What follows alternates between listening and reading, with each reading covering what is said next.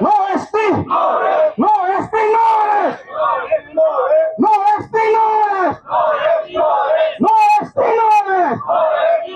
আপোনালোকে নিশ্চয় অৱগত যে কোচ ৰাজবংশীসকলৰ যি দীৰ্ঘদিনীয়া সমস্যা জনজাতিকৰণ এই বিষয়ে আমি চৰকাৰক বিভিন্ন সময়ত আমি তেখেতলোকক আমাৰ প্ৰতিবেদন দিছোঁ, আমি বিভিন্ন আলোচনা কৰিছোঁ। সেই আলোচনাৰ মৰ্মে 2014 চনত যেতিয়া বিজেপি চৰকাৰে প্ৰতিশ্ৰুতি প্ৰদান কৰিছিল বা তেখেতলোকৰ যিখন শ্বেতপত্ৰ তেখেতলোকৰ নিৰ্বাচনী ইস্তাহাৰ তেখেতলোকে তাত প্ৰকাশ কৰিছিল যে অসমৰ 6 জনগোষ্ঠীক জনজাতিকৰণ কৰা হ'ব।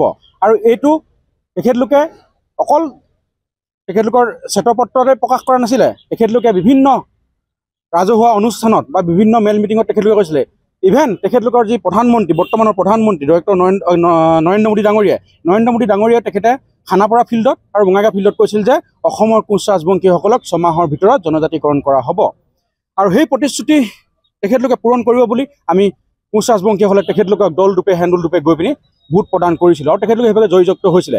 কিন্তু বিগত সময়ছোৱাত তেখেতলোকে আমাক যি প্ৰতাৰণা কৰিলে আৰু সেই প্ৰতাৰণাৰ ফলস্বৰূপে আমি আজি তেখেতলোকৰ বিৰুদ্ধে আজি এই প্ৰতিবাদী কাৰ্যসূচী আৰম্ভ কৰিছোঁ আৰু এই প্ৰতিবাদী কাৰ্যসূচী আগন্তুক দিনত চলি থাকিব।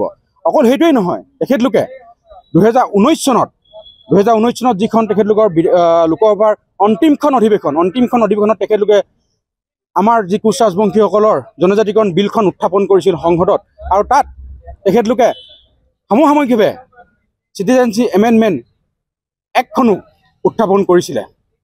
গতিকে পৰৱৰ্তী সময়ছোৱাত দেখিবলৈ পোৱা গ'ল যে চিটিজেনশ্বিপ এমেণ্ডমেণ্ট এক্টখন তেখেতলোকে পাছ কৰি লৈ আইনত পৰিণত কৰিলে, কিন্তু আমাৰ যি জনজাতিকৰণৰ বিষয়টো তেখেতলোকে আইনত পৰিণত নকৰিলে।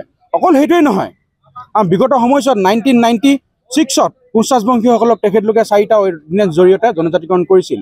গতিকে অসমৰ সৰ্ববৃহৎ জনগোষ্ঠী এটাক ইমান প্ৰতাৰণা কৰিছে, ইমান তেখেতলোকে মানে ভুৱা প্ৰতিশ্ৰুতি দিছে আৰু সেই ভুৱা প্ৰতিশ্ৰুতিৰ এক মানে প্ৰতিফলন হিচাপে আজি আমি ইয়াত সমবেত হৈছোঁ। আৰু বৰ্তমানৰ মুখ্যমন্ত্ৰী আৰু তেখেত যি 6 জনজাতিকৰণ সমিতিৰ তেখেত অধ্যক্ষ আছিল, তেখেতেও প্ৰত্যেকবাৰে কৈছে যে আমি আপোনালোকক 6 মাহত জনজাতিকৰণ কৰিম, আপোনালোকে প্ৰতিবেদন দিয়ক। তেখেতে more than 7 টাইমছ আমাৰ পৰা প্ৰতিবেদনলৈ ল'লে আৰু লাষ্ট মুহূৰ্তত 2021 চনৰ বিধানসভাৰ নিৰ্বাচনৰ আগমুহূৰ্তত তেখেতে আমাক ক'লে যে আমি বিধানসভা শেষ হোৱাৰ পিছতে আপোনালোকক জনজাতিকৰণ কৰিম, কিন্তু সেই জনজাতিকৰণ আজিলৈকে নহ'ল।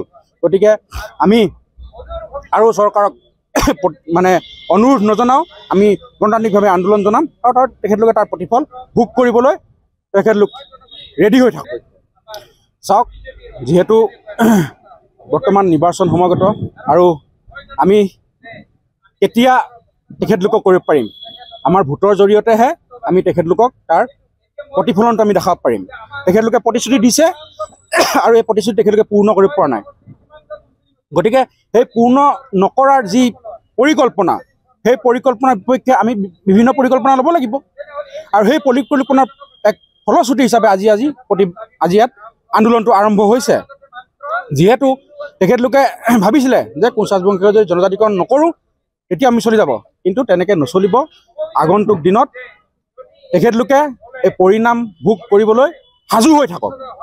আৰু যদি তেখেতলোকে আগন্তুক বিধানসভা নিৰ্বাচনৰ পূৰ্বে যদি তেখেতলোকে আমাক জনজাতিকৰণ নকৰে, তেতিয়াহ'লে ভাবক যে তেখেতলোকে যেনেকৈ আজিৰ তাৰিখত কংগ্ৰেছে মানে মূৰ ঘমাই আছে, ঠিক তেনেকৈও তেখেতলোকে মূৰ ঘমাই থাকিব লাগিব। গতিকে বেছি দিন নাই, অতি সোনকালে ব্যৱস্থা গ্ৰহণ কৰক আৰু যদি নকৰে তাৰ ফলশ্ৰুতি তেখেতলোকে অতি সোনকালে বিধানসভাৰ পিছত গম পাব। যিকোনো খবৰৰ বাবে যোগাযোগ কৰক 7099017330 আৰু 7099017110 নম্বৰত।